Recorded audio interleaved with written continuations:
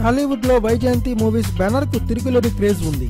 ప్రస్తుతం Tollywood top హీరోలైన Mahesh Babu, Ram Charan, Allu Arjun తో పాటు తారకరత్న లాంటి హీరోలు ఈ బ్యానర్ నుంచే ఇండస్ట్రీకి పరిచయం అయ్యారు.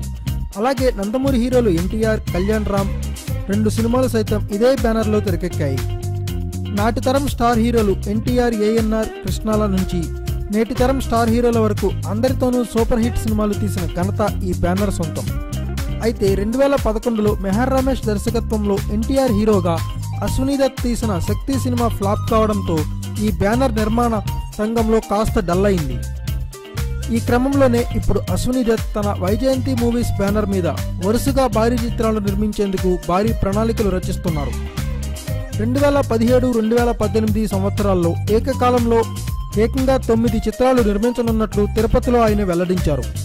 చిరంజీవి, నాగార్జున, మహేష్ బాబు, ఎన్టీఆర్, నాని వంటి హీరోలతో భారీ సినిమాలు తీయనున్నట్లు అశ్విని దత్ చెప్పారు. ఇక చిరు 152వ సినిమా కూడా ఇదే బ్యానర్లో ఉంటుందని సమాచారం. ఈ సినిమాకు బోయిపాటి శ్రీను దర్శకత్వం వహిస్తారని కూడా talk.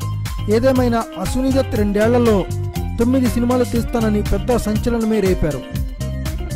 Thanks for watching. Please subscribe our channel.